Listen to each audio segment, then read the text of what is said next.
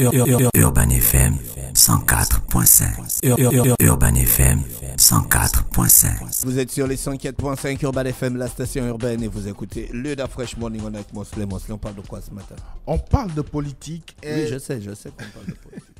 Bonjour. De quelle politique? Bonjour tout le monde, bonjour Da Fresh, bonjour René Ruiz, et bonjour Elvis. Oui, je sais que tu sais qu'on parle de politique comme à l'accoutumée, et aujourd'hui nous allons nous arrêter sur une tribune qu'a eu à livrer Guy Nambekale, qui est docteur d'État en sciences politiques, mais également écrivain.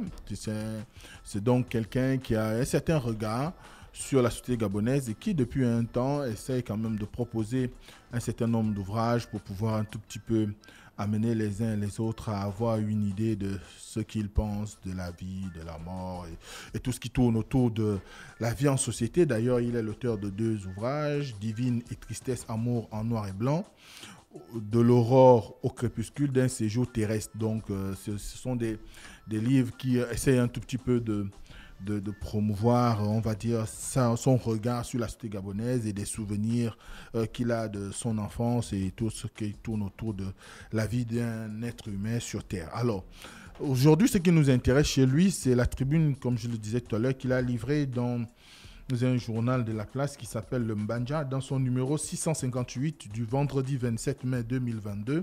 Et cette tribune s'intitule « L'argent de l'État gabonais est la propriété de tous les Gabonais ».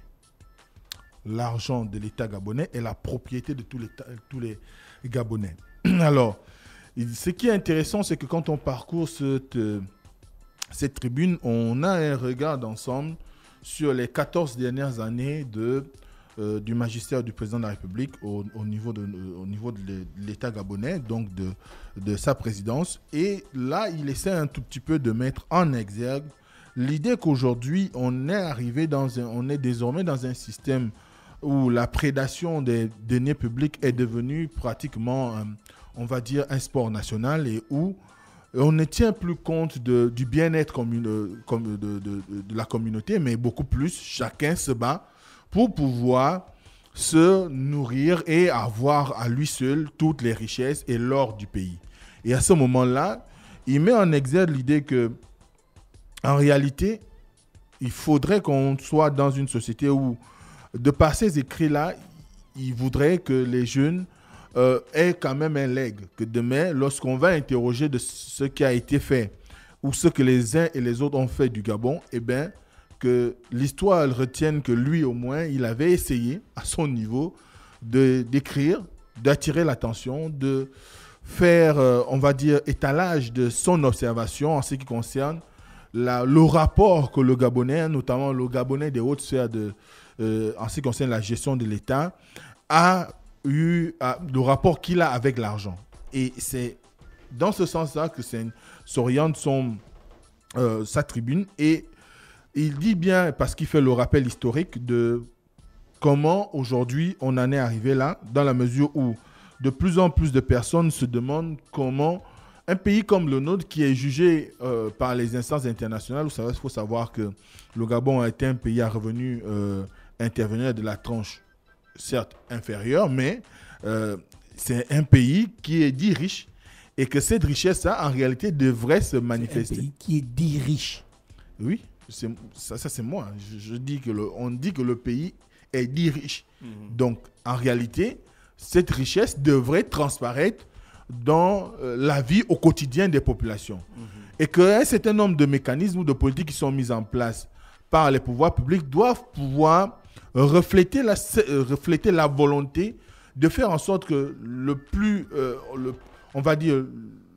fragile des Gabonais, qui se retrouveraient en zone urbaine ou en zone rurale, soit au moins en mesure de pouvoir arriver à joindre les deux bouts. Or, ce qu'on regarde aujourd'hui, c'est que ce n'est plus l'apanage de ceux qui gèrent la chose publique au Gabon. Et il en veut pour preuve depuis qu'il y a eu 2 personnalités, il les cite nommément, notamment Mexan Akombesi et Brisaku Chalianga, qui ont été directeurs de cabinet du président de la République, et à l'arrivée de ces derniers à la tête du moins du cabinet présidentiel, on a vu comment il y a eu une explosion en ce qui concerne un certain nombre de situations qui ne rentrent pas dans l'orthodoxie de la gestion budgétaire d'un État. Et il ne s'étonne pas. C'est qui a écrit ça? Guy Nambekal. D'accord. Donc, et il ne s'étonne pas qu'au regard de la situation qui est celle du pays aujourd'hui, où on a dû diligenter un certain nombre d'opérations, vous vous souviendrez que quand même, le chef de l'État, en 2014, avait déjà engagé des opérations anticorruption, notamment Mamba et Scorpion, dans l'optique de pouvoir stopper net l'enrichissement illicite, de pouvoir stopper la corruption, les détournements de deniers publics et les abus de biens sociaux. Donc, à ce moment-là, il ne s'étonne pas, lui, que cette situation se soit déclarée parce que quand on regarde comment aujourd'hui vivent les Gabonais, eh bien, il y a quand même un fossé entre l'opulence dans laquelle vit une certaine catégorie de la population, on estimerait à 20%, et une autre qui est composée des Gabonais lambda, de ceux qui se battent, de ce qu'on peut appeler plus ou moins la classe moyenne, entre griffes, et qui peinent à pouvoir arriver à joindre les deux bouts. Donc pour lui, cette situation est d'autant plus dangereuse qu'aujourd'hui, on en est à des situations de crise. Et d'ailleurs, il souligne que la problématique qui est celle du Gabon aujourd'hui, quand on regarde, c'est que, je cite, l'équipe au pouvoir fait montre de trop d'insouciance, de maladresse et de laxisme dans tous les domaines de la gestion publique, en particulier dans la gestion de l'argent, donc fin de citation, donc qui renvoie au budget de l'État. Et à ce moment-là, il met en avant l'idée que quand on regarde aujourd'hui les cas de la CNMGS ou encore de la CNSS, ce sont des témoins, des marqueurs qui nous permettent de voir comment aujourd'hui l'État ne parvient pas à mettre en place un style de gouvernance qui soit lié à l'orthodoxie financière ou budgétaire et qui permettrait à ce qu'il y ait une certaine redistribution des dividendes ou encore, plus ou moins, on va dire, des avantages sociaux auprès des populations. Comment je n'entends pas? La digitalisation de l'argent. Si on ne fait pas ça, on ne va pas avancer. Donc, c'est un aspect. Donc, tu pourras avoir à le présenter tout à l'heure. Mais ce qui est sûr, c'est que... Je ne présente rien. Je ne présente rien, moi. D'accord. Donc, ce qu'il faut dire aujourd'hui, c'est que pour lui, quand on regarde l'état de la CNMJS, qui n'arrive plus à pouvoir subvenir, du moins à assurer ses missions régaliennes, c'est clairement l'idée qu'on est dans un système où plus personne ne parvient à comprendre ce qui se passe, dans la mesure où la CNMJS est quand même un système de collecte et le gros des cotisants même de la CNMJS vient par exemple du secteur public, donc des fonctionnaires qui sont ponctionnés à la source. Ça veut dire que eux, il n'y a même pas besoin pour les agents de la CNSS, de la CNMJS, d'aller en mission pour prélever cet argent ou récolter cet argent. Donc c'est un budget qui est directement, du moins, des montants qui sont directement affectés au compte de gestion de la CNMJS, automatiquement, puisque le prélèvement est fait automatiquement. Et à ce moment-là, il met en évidence que quand on essaie un peu de voir le fonctionnement même de la CNMJS depuis sa création, il y a quand même qu'il y a eu beaucoup de signaux pour déterminer quand même l'état de crise. Parce qu'il vous souviendra que la crise qu'on a aujourd'hui, c'est vrai qu'elle est beaucoup plus marquante, mais ce n'est pas d'aujourd'hui que datent les récriminations en ce qui concerne le management qu'il y aurait à la CNMJS. Et à ce titre-là, on aurait dû, depuis 14 ans, chercher à mettre en place des mécanismes qui permettraient de créer un environnement sain en ce qui concerne l'équipe managériale et de créer un environnement propice à faire en sorte qu'il y ait une certaine possibilité pour l'entreprise de subvenir, du moins de parvenir à gérer au quotidien ses assurés et de liquider sa dette auprès de ses partenaires. Mais ce n'est pas le cas parce que vous vous souviendra que les mêmes récriminations qui avaient été faites lorsque le professeur Mboussou était déjà directeur général de la CNMJS continuent. Le pic a été au moment où Renaud Aloro a été directeur général de la CNMJS, les récriminations liées à des suspicions. D'ailleurs, aujourd'hui, Il dit ça dans son mémorandum. C'est les idées qui transparaissent dans sa tribune. Et aujourd'hui, quand on lit le chef d'accusation qui a conduit de René Aloro à Gros Bouquet, ça tient compte de la concussion et des détournements. Donc, à ce moment-là, il y a que les signaux ont été donnés depuis fort longtemps, sans oublier, parce que le chef d'État lui-même, par exemple, a convoqué le week-end, en début de week-end, le vendredi dernier, le ministre du Budget, le ministre de la Santé, le directeur général du Trésor et les directeurs généraux de la CNSS et de la CNMJS pour exiger qu'il y ait la mise en place d'un système managérial efficient au bénéfice des populations. Donc, si le président en est arrivé à cette situation, c'est qu'il y a quand même un problème aujourd'hui. Ensuite, on parle de la CNSS. Quand on voit la CNSS aujourd'hui, les syndicats avancent un chiffre. Les syndicats disent qu'il est nécessaire aujourd'hui de pouvoir mobiliser 500 milliards pour renflouer la CNSS.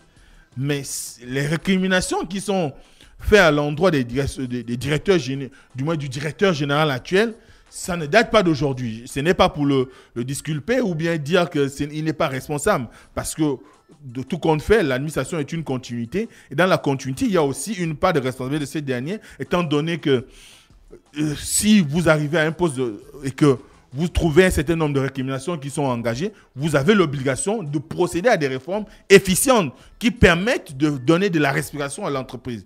Or, ce n'est pas ce qui a été fait. Aujourd'hui, la CNSS est, pour beaucoup, est presque en banqueroute. On se rappelle encore ceux qui ont pu lire la une de l'Union de la semaine dernière où on parlait de la CNSS. Il est clairement dit que l'Union est en déficit. Et ces déficits-là, 500 milliards, où est-ce qu'on les trouve? Quand on sait qu'aujourd'hui, l'État peine quand même à trouver... L'État va trouver 500 milliards. 6 mois plus tard, on va entendre qu'il y a un gars qui a détourné l'argent là-bas. Encore mieux. Tu vois? Donc, à ce moment-là, il faut se poser des questions.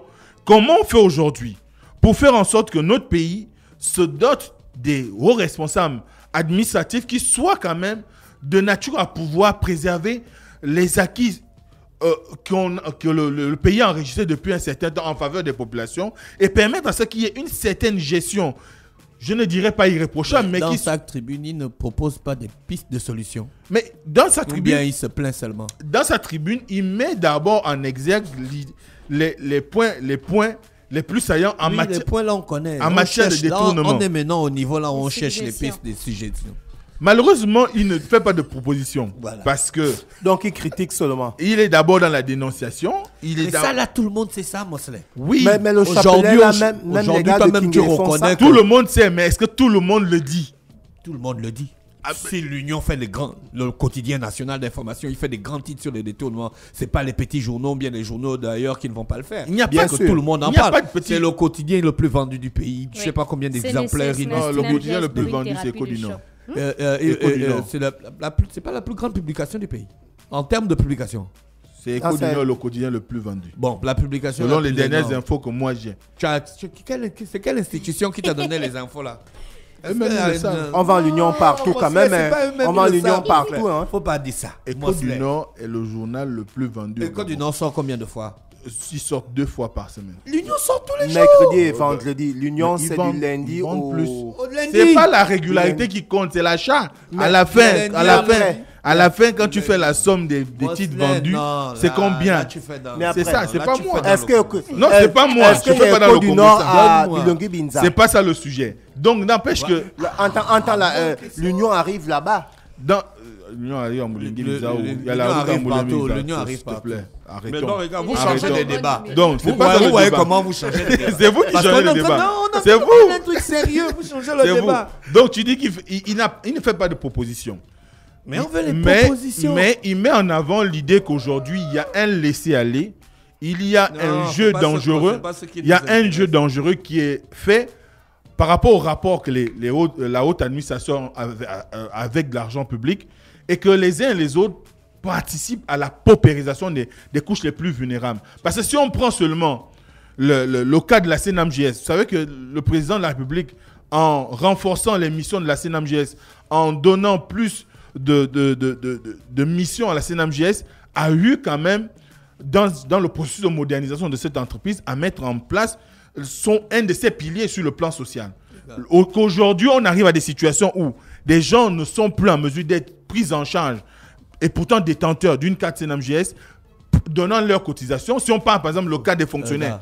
Regarde. Bon, moi je donne les propositions. Plus que lui ne veut pas donner les propositions. Ah, finalement tu vas donner tes suggestions. Oui, je vais donner. Ok. Il faut démocratiser l'information financière de l'État. Oui. Hein? Oui. Voilà. On Moi, doit j'ai une avoir question un à gros Moncelet. tableau numérique à la chambre de commerce. On doit avoir un gros tableau numérique à la chambre de commerce où on sait que tel montant est rentré dans tel ministère, tel montant a été dépensé. Voici. Dans les pays des autres, c'est ça. Tu sais que tu peux avoir tous les chiffres d'Amazon, tu vas à la chambre du commerce aux États-Unis. On devrait... Même le salaire du DG. Ouais. Même ce qu'il a consommé, DG. avec l'argent de la société. Même quand il va au restaurant. Parce qu'on estime que c'est l'argent du contribuable. Donc il a des comptes à rendre. Non, parce que l'État a pas parce démocratisé l'information financière. D'après, pas parce qu'on estime. Tu ne parce peux pas que faire c'est que de l'argent public. Tu ne peux pas faire que tu aies une c'est pas ton argent. C'est des gens qui donnent des contributions. Tu as une institution. Est-ce que c'est pas parce qu'ils ont accès à trop de cash, par exemple, si tout ça, c'était mon deuxième point. point. Attends, Dafresh, je suis en train d'avancer de points. Sorry. Attends, laisse Dafresh. Je retire ça. Oui, Dafresh, deuxième point. Le deuxième point, on doit digitaliser la circulation de l'argent de l'État. Ça doit passer par... Le mobile banking? Non, c'est-à-dire que ça doit être digital. Ah, d'accord. En faisant quoi? On ne doit plus avoir la circulation de cash. Du cash, voilà. Ça sera difficile, hein? Comment ça Non, on peut faire ça. Si ça arrive à la se faire digitalisation chez les la autres. rend dans quoi? Dans tout, tu es ministre, tu pars au restaurant, tu payes avec la carte. On sait, On sait ce que tu as payé. On retrace, oui. Oui, là, la traçabilité. Bon, là, je vois. Et mais permettre si tu dis aussi- simplement Les digitalisation. auditeurs qui se moquent de moi. Si tu dis simplement digitalisation, tu vas voir qu'on va aller dans tous les sens. Parce que Mais on peut digitaliser les tout gens l'État. peuvent aller jusqu'au Bitcoin et ainsi de suite, du moins à la monnaie électronique. Bon, ce qui est sûr, ce que tu dis est clair que il faudrait Une que... proposition, j'ai pas dit que... Oui, c'est une proposition. Donc la suite. Ou bien c'était les Non, deux. c'était mes deux propositions. Si on tient compte de ces deux propositions, on voit bien qu'aujourd'hui, ce que lui met en avant, c'est d'attirer d'abord l'attention. Dire que il ne faut pas qu'on soit dans un pays où les gens pensent que quand ils arrivent aux responsabilités, l'argent qu'ils trouvent dans une entreprise parapublique ou dans une administration publique, eh ben, c'est leur argent. Ce n'est pas leur argent. C'est l'argent de tous les Gabonais. C'est l'argent du contribuable. Et cet argent mérite... Ah, d'où le nom de sa tribune. Hein. Voilà. C'est de l'argent qui doit être redistribué. Et d'ailleurs, c'est la raison pour laquelle, quand le chef de l'État, et d'ailleurs les politiques de tous bords ont tendance, surtout de la majorité, ont tendance à dire le chef de l'État recommande la solidarité. Mais cette solidarité tient des mécanismes publics qui permettent à ce que on puisse toucher le Gabonais le plus faible, qui se retrouve, comme il disait à Moulengi Biza, à Popa, à Pana, et qui ne soit pas dans une situation de précarité alors qu'il mériterait au moins quelque chose qui reviendrait de l'État et qui ressente au quotidien qu'il y a un engagement de l'État en faveur de l'amélioration de ses conditions de vie. Et ce que tu dis est essentiel aujourd'hui. On le voit avec un certain nombre d'administrations qui ont réussi à faire cette digitalisation. On parle par exemple de l'ANPI, des impôts qui ont eu à digitaliser. Du CEDOC, il y a une meilleure circulation, une meilleure lecture de ce qu'il y a comme entrée. Maintenant, si on va dans le sens on va dire, tu as parlé de libéraliser l'information financière de l'État, là aussi, il faut faire des efforts. Parce que on a des pays à travers le monde comme la Norvège, du moins les pays scandinaves, où tout est suivi à la lettre. N'importe quel citoyen peut se lever et aller demander ce que le Premier ministre a mangé sous le compte de l'État aujourd'hui. Or, au Gabon, qui sait même combien gagne un directeur général au Gabon? Personne. Qui sait combien gagne un ministre? Ne fût-ce qu'un ministre délégué? Personne.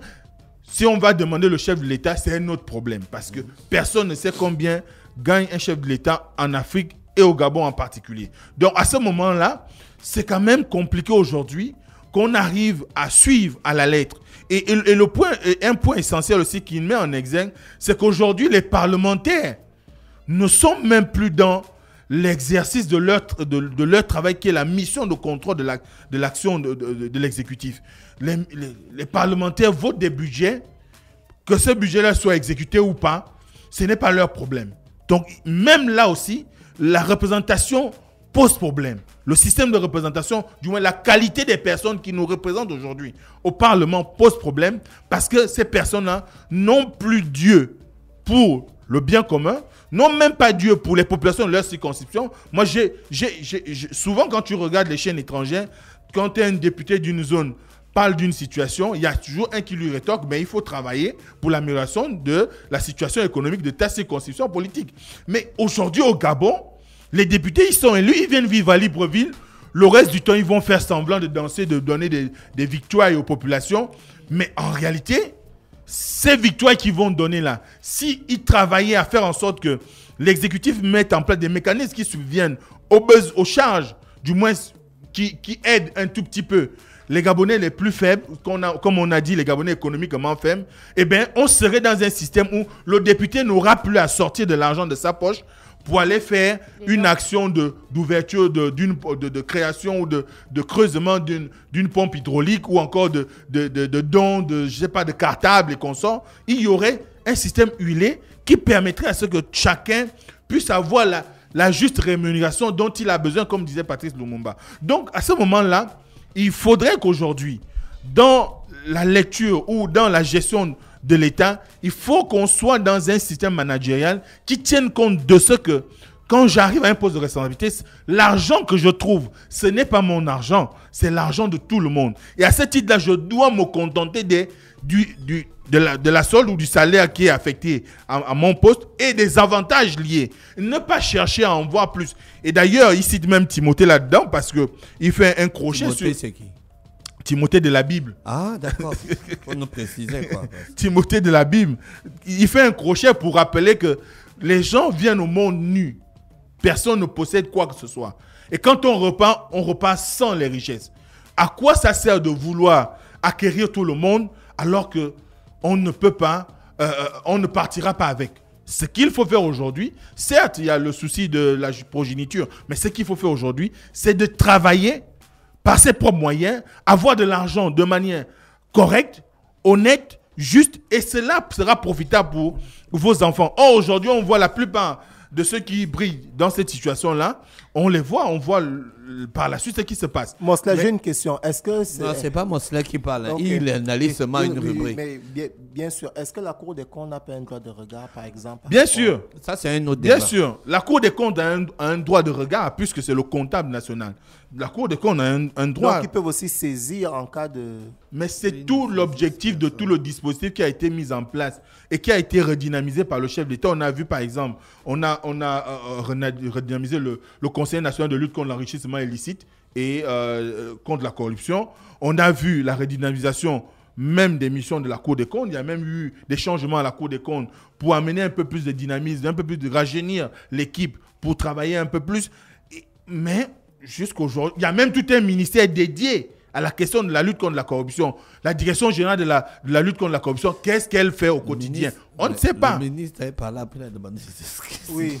Voilà, autant de... Voilà. Fini, donc, autant de situations qui font quand même... Conclure. Autant de situations qui font que, à la lumière de la tribune de Guy Nambekala, il faudrait qu'aujourd'hui, il y ait un peu plus d'orthodoxie. Le ministre avait dit qu'il ne va plus blaguer avec les gars qui vont voler l'argent de l'État. Il est encore venu s'excuser. Mais il est toujours ministre de la lutte contre l'enrichissement illicite. Hein. Non, le problème n'est pas alors là. qu'il a... Il s'est excusé. Est-ce qu'il a dit mauvais? Il avait dit une mauvaise chose. Non. Peut-être ça a été mal. Mais la solidarité gouvernementale, puisqu'il a cité, il a dit même s'ils sont au gouvernement. C'est ce qu'il avait dit. Donc, l'ayant dit, certainement que ses collègues ont été fuselés. Voilà. Donc, il est venu s'excuser. Il a dit même s'il a mis la condition. Même si. Mais toi-même, tu sais qu'il y a des ministres qui sont accusés de malversation et tout ça, mais ils ne sont pas démis de leur fonction. Oui, ils ne démissionnent pas pour autant. Mais ce qu'il faut dire aujourd'hui, c'est que il ne faut pas jouer avec l'argent du contribuable. Il ne faut pas jouer avec l'argent du pays. La banqueroute éventuelle que pourrait connaître la CNSS, ce sont des milliers et des milliers de travailleurs, des gens qui ont sué, qui ont travaillé dur, qui ont rendu des services à ce pays, qui vont se retrouver soit délaissés à eux-mêmes, beaucoup meurent, sans avoir touché leur pension retraite. La CNMGS, c'est pareil. Il y a des milliers d'agents publics, agents du privé qui sont ponctionnés chaque fin du mois pour pouvoir contribuer au fonctionnement de cette institution. Mais il y a des gens qui s'amusent à faire de la prédation, à faire des détournements. Il faut que ça cesse parce que ce genre de situation... Ah, c'est toi qui parles ou bien tu analyses encore la rubrique? Je conclue. Ah, ce genre de situation peuvent créer un état social qu'on ne peut pas gérer. Donc, à ce moment-là, il faudrait qu'aujourd'hui, on soit beaucoup plus consciencieux dans la charge, lorsque nous avons des charges et des rôles de responsabilité au niveau de l'État. Merci. Je rappelle que Mosley a analysé une tribune. Oui, c'est la tribune de, je rappelle, Guy Nambekale. Merci à tous les auditeurs avec nous ce matin sur les 104.5. Voici l'horoscope des auditeurs. Urban FM 104.5.